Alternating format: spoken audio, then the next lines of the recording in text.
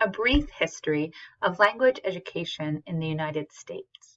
The purpose of this short screencast is not to share a comprehensive historical review, but to zoom into a few moments in history and examine the role of language in American society and schools.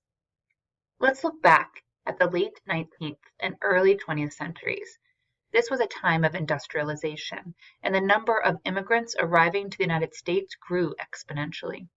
Immigrants came from more diverse and different backgrounds than the early Northern European immigrants.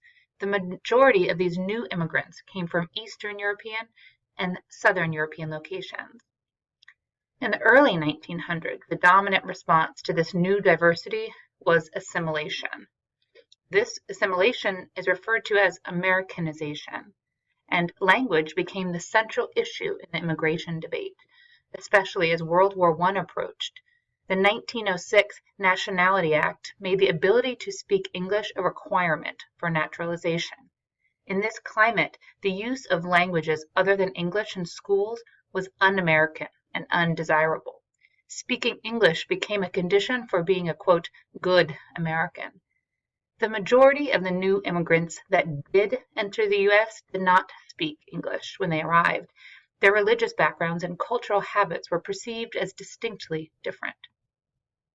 In the early 1900s, Americanization efforts focused on providing classes in English civics, primarily to adult male immigrants.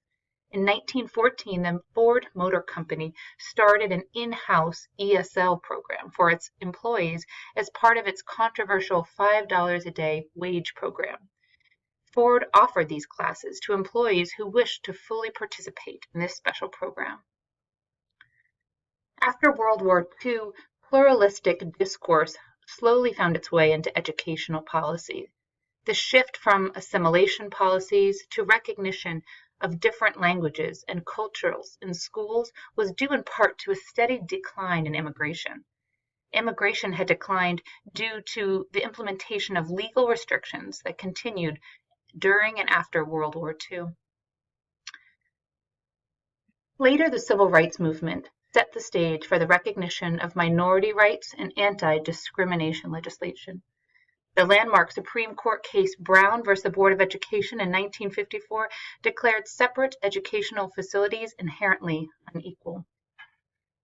The Civil Rights Act of 1964 did not specifically address bilingual education, but it did prohibit discrimination on the basis of race, color, or national origin in any programs that received federal financial assistance.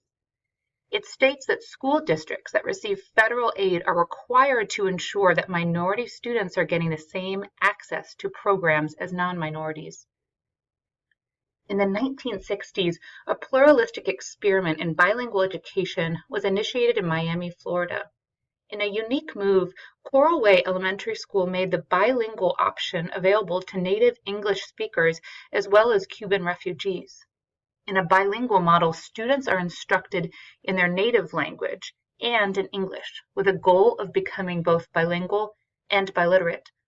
The schools demonstrated success with both groups in both languages, encouraged several other schools in Miami and other states, Arizona, California, Illinois, Texas, and Washington, D.C., to take similar approaches. This set the stage for the Bilingual Education Act, BEA, signed by Lyndon B. Johnson in 1968. The BEA was the first comprehensive federal intervention in the schooling of language minority students. Its uncontroversial passage in 1968 reflected agreement over the underachievement of English language learners. Lau v. Nichols in 1974 was a Supreme Court case in which the court ruled in favor of Lau, a Chinese family who sued San Francisco School District for not providing a, quote, meaningful education regardless of language.